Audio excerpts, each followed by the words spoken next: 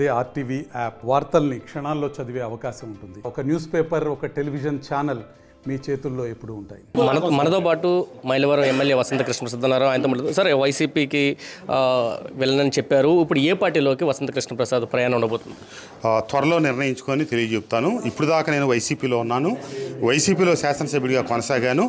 నాకు ప్రత్యామ్నాయంగా ఈరోజు ఇంకొక సమన్వయకర్తను నియమించారు కాబట్టి నేను ఇంకొక వేదిక చూసుకోవటం, రాజకీయాలు వదిలేయటం, రెండిట్లో ఒక నిర్ణయం తీసుకోవాలి కాబట్టి నేను ఇంకొక వేదిక తీసుకుందాం అనే ఒక నిర్ణయానికి వచ్చాను.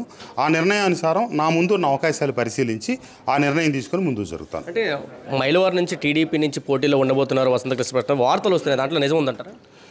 ఇప్పుడు అవకాశాలను బట్టి, నా పరిస్థితులను బట్టి నిర్ణయం తీసుకుంటాను. ఈ రోజుకి తీసుకోలేదు. ప్రస్తుత శాసనసభ్యుడిగా ఉన్నా కాబట్టి, పెద్ద పార్టీగా తెలుగుదేశం ఉంది కాబట్టి అక్కడి నుంచి నేను పోటీకి వేస్తాననే భావనతో ఎక్కువ మంది ఆ ఉద్దేశాలు అడుగుతూ ఉన్నారు. బట్ ఈ రోజుకి నేను ఏ రకమైనటువంటి చర్చలు జరపలేదు. నేను ఇప్పుడు ఫ్రీలాన్సర్ లాంటి వాడిని. పత్రికా సోదరులు కనుక గతంలో ఈనాడులో ఉన్నోళ్ళు ఈరోజు ఏబిఎన్లో ఉండొచ్చు, ఏబిఎన్లో ఉన్నోళ్ళు సాక్షిలో ఉన్నట్టుగా నాకు ముఖ్యమంత్రి గారితో నా అసైన్మెంట్ కంప్లీట్ అయింది. ఇప్పుడు జీవితకాలం ఒకే పార్టీలో లాల్ కృష్ణ అద్వానీ గారిలాగా, వాజ్పేయి గారిలాగా, లేకపోతే నరేంద్ర మోడీలాగా, ఆ మహానుభావుల్లాగా కొనసాగాలనే పరిస్థితులు ఈరోజు ప్రాంతీయ పార్టీలో ఉన్నాయనే విషయాన్ని కూడా మనం ఒక మననం చేసుకోవాలి. సాక్షాత్తు ముఖ్యమంత్రి గారే ఆయన ముఖ్యమంత్రిని చేయకపోతే నేను అక్కడ ఉండను అని వచ్చి సొంత పార్టీ పెట్టుకున్నారు. మరి అట్లాంటి పరిస్థితుల్లో నేను నీకు టికెట్ ఇవ్వను, ఏది నేను కాదన్నది ముందు, తర్వాత వారు అయితే కాదని ఇంకొక చూసుకోవాలి కదా. నేను చేయాలంటే ఆపేయరు కదా. వారి దారి వారు చూసుకున్నారు, నా దారి నేను చూసుకుంటా. ముఖ్యమంత్రి గారు పలు సందర్భాల్లో పలు మీటింగుల్లో చెప్పారు. అత్యంత కీలకమైన విషయం ఇది, మీరు గమనించాలా. బాగా గడప గడపగా తిరిగిన వాళ్ళకి నేను ప్రాధాన్యత ఇచ్చి మీకు సీట్లు ఇస్తానన్నారు. మన పక్కనున్న రక్షణ నిధి గారు పాపం చాలా కష్టపడ్డారు. అది ఎవరో తెలియని విషయం కాదు. ఈ జిల్లాలో ఫస్ట్ గడప గడప పూర్తి చేసిన వ్యక్తి. మరి ఈరోజు ఎక్కడ? అవన్నీ చాలా అంశాల మీద బేరీ చేసుకొని వారి ఇష్టం వచ్చిన వాళ్ళకి ఇవ్వచ్చు, ఇష్టం లేని వాళ్ళకి ఇవ్వకపోవచ్చు. మనం కూడా వాళ్ళ విధానాలు నచ్చవచ్చు, నచ్చకపోవచ్చు. నచ్చితే కొనసాగుతాం, నచ్చకపోతే మన దాన్ని మనం చూసుకుంటాం. అంతేగాని వెనకటి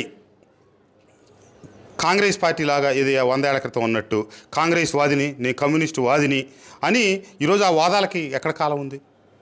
ఏ రోజు ఎక్కడ అంటే అవకాశవాదం కాదు, మనకి వేదిక కావాలి కదా. వేదికను అనుసరించి ముందుకెళ్తారు. సార్, దేవినేని ఉమ్మ కూడా హాట్ కామెంట్లు చేశారు. మీ మీద దాదాపు 100 కోట్లు పెట్టి రాజకీయ వ్యభిచారులు వస్తున్నారు, వాళ్ళని తరిమి కొట్టాలి అంటూనే మీరు వ్యాపారాలను కాపాడుకోవడం కోసం పార్టీలు మారుతున్నట్టు నేరుగా మీ పేరు చెప్పి ఆయన మాట్లాడిన పరిస్థితి.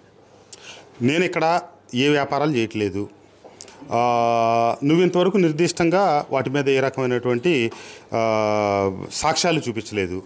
నేను ఇప్పుడు ఒక శాసనసభ్యుడిని అయ్యండి, వీటీపీఎస్లో ఏం జరుగుతుంది, అక్కడేం జరుగుతుంది, కొత్తూరు తడేపల్లిలో నేను చెప్పాను. అతను దేశంలో ఉన్నదంతా తీసుకొచ్చి ఆవు కథలాగా ఏది జరిగినా రోడ్డు మీద పోయేవాడు జారిపడ్డా కృష్ణప్రసాదే, ఎవడన్నా ఇసుక ట్రాక్టర్ తీసుకెళ్తా పొట్టుపడ్డా కృష్ణప్రసాదే, ఇంకోటి జరిగినా కృష్ణప్రసాదే. కాబట్టి ఆయన మాటకు నేను పెద్ద పట్టించుకోవాల్సిన అవసరం లేదు, దానికి అంత విలువ ఉందని నేను అనుకోవట్లేదు. మీరు కూడా పత్రికా సోదరులు పరిశీలన జరిపి అతని మాటలుగా కాకుండా కృష్ణప్రసాద్ ఇదిగో నిర్దిష్టంగా మీరు ఈ తప్పు చేశారు ప్రసాద్ గారు అని కనుక అడిగితే నేను దానికి సమాధానం చెప్తాను, దానికి సిద్ధంగా ఉన్నాను. సార్, అంటే మైలవరంలో వైసీపీని పెట్టడానికి ప్రధాన కారణం జోగి రమేష్ అంటున్నారు. ఇప్పుడు జోగి రమేష్ పెనంలూరులో పోటీ చేయబోతున్నారు. మీరేమైనా ఆయన మీద పోటీకి వెళ్ళే అవకాశం ఏమైనా ఉందా, లేకపోతే మైలవరమే కాన్స్టిట్యున్సీ ఉంటుంది?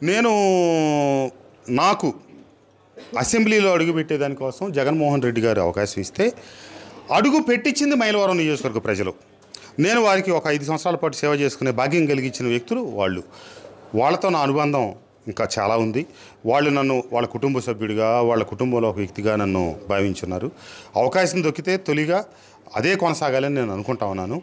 ఏమి జరుగుతుంది అనేది భవిష్యత్తుని నేను కాలజ్ఞానం నేను చెప్పలేను. నాకు అవకాశం ఆ భగవంతుడు మళ్ళీ మైలవరానికి ఇవ్వాలనేది కోరుకుంటున్నాను. సార్, కేసీఆర్ నాని మిమ్మల్ని చాలా సందర్భాల్లో పొగిడారు. అనేక సందర్భాల్లో మైలవరంలో జరిగిన అభివృద్ధి ఎక్కడ జరగలేదని చెప్పిన పరిస్థితి. కానీ మీ శిష్యుడిగా చెప్తున్న తిరుపతిరావుని ఆయనే తీసుకెళ్లి జగన్మోహన్ రెడ్డి సమక్షంలో పార్టీని చేర్పించారు, టికెట్ కన్ఫర్మ్ చేయించిన పరిస్థితి ఎలా చూస్తారు? అదే కాలం ఎన్నో తన కాలగర్భంలో కలుపుకుంటూ ముందుకు వెళ్తూ ఉంటుంది. ఇది కూడా అట్లాగే అక్కడ అదే పార్టీకి సంబంధించి ఒకళ్ళు తిడతారు, ఒకళ్ళు పొగుడుతారు, మనం ఒక మొక్క వేస్తాం, ఆ మొక్క ఇంకోళ్ళు పెరట్లో నాటుకుంటారు. ఇవన్నీ చాలా జరుగుతాయి. జగన్మోహన్ రెడ్డి గారు శాసనసభ్యుడిగా ఒక అవకాశం ఇచ్చారు, మరి ఈరోజు నేను దూరం పెట్టారు, లేదా నేను దూరం అయ్యాను. ఇట్లా కాలం వీటన్నిటికీ ఈ రోజు జరిగే సిచ్యువేషన్స్కి ఆ రోజు మనం చూసుకోవాలి. Okay, thank you. ఇది చెప్తున్నారు, పూర్తిగా కాలం అయితే సమాధానం చెప్తుంది. తాను ఏ పార్టీలోకి వెళ్తున్నారైతే త్వరలోనే డిసైడ్ చేయబోతున్నారు. అయితే ఇప్పటికే ఒక ప్రధాన రాజకీయ పార్టీ తెలుగుదేశం ఉంది కాబట్టి తెలుగుదేశం నుంచి పోటీ అని చాలామంది చెప్తున్నారు. అయితే ప్రతిదానికి కూడా కార్యకర్తలు నిర్ణయం తీసుకుని త్వరలోనే తెలియజేస్తానంటూ వసంత కృష్ణప్రసాద్ చెప్తున్నారు. కెమెరా పర్సన్ నానితో కలిసి సురేంద్ర RTV విజయవాడ నుంచి. మరిన్ని వీడియోస్ కోసం ఛానల్ ని సబ్స్క్రైబ్ చేయండి. లేటెస్ట్ అప్డేట్స్ కోసం వాట్సాప్ ఛానల్ ని ఫాలో చేయండి. అండ్ లింక్ డిస్క్రిప్షన్ లో ఉంది.